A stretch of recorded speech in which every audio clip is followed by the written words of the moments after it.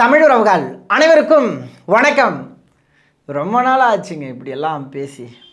எனக்கும் உங்ககிட்ட பேசணும்னு சொல்லிட்டு ரொம்ப விருப்பம் இருந்தது. ஆனால் சரியாக காணொலிகள் எல்லாம் பதிவேற்றம் பண்ண முடியாத சூழல் ஆகிடுச்சு. அதே போல் நாம் இதற்கு முன்பு இன விடுதலை வலையொலி நடத்தியிருந்தோம். கிட்டத்தட்ட 50,000 உறவுகள் நம்மை பின்தொடர்ந்திருந்தாங்க, பேராதரவு கொடுத்துருந்தாங்க நம்முடைய வலையொலிக்கு. என்னாச்சுன்னா இப்போ அந்த வலையொலியில் நம்மளால் காணொலிகள் பதிவேற்றம் பண்ண முடியல.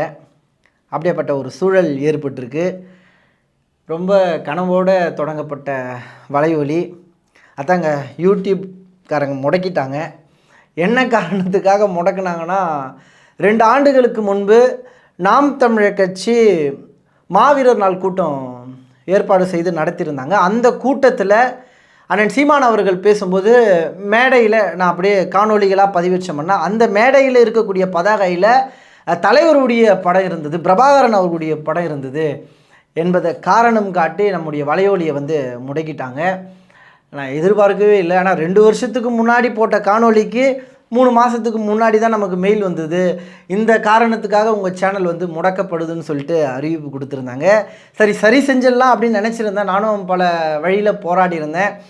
நம்மளால் சரி பண்ண முடியல. நம்முடைய வலையொலி முடக்கப்பட்டது. அதனால தாங்க தற்போது இன விடுதலை 2 சினிமாவில் தான் பார்ட் 2 அப்படின்னு எடுத்துகிட்டு இருக்காங்க.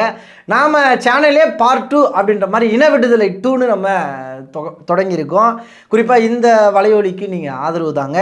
நான் தினமும் காணொலிகள் பதிவேற்றம் பண்ணணும்னு நினைக்கிறேன்.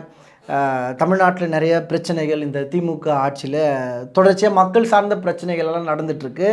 அதெல்லாம் எடுத்து பேசுன்னு விருப்பப்படுறேன். அதே போல் நாம் தமிழர் கட்சி கொள்கைகள், நாம் தமிழர் கட்சியுடைய அரசியல், நாம் தமிழர் கட்சி மக்களுக்கு செய்யக்கூடிய நல்ல பணிகளை எல்லாம் எடுத்து உங்கள் மத்தியில் நான் பேசுகிறேன். ஆதரவு தாருங்கள். தொடர்ந்து காணொலிகளை பதிவேற்றம் பண்ணுறேன். மீண்டும் வந்திருக்கேன்.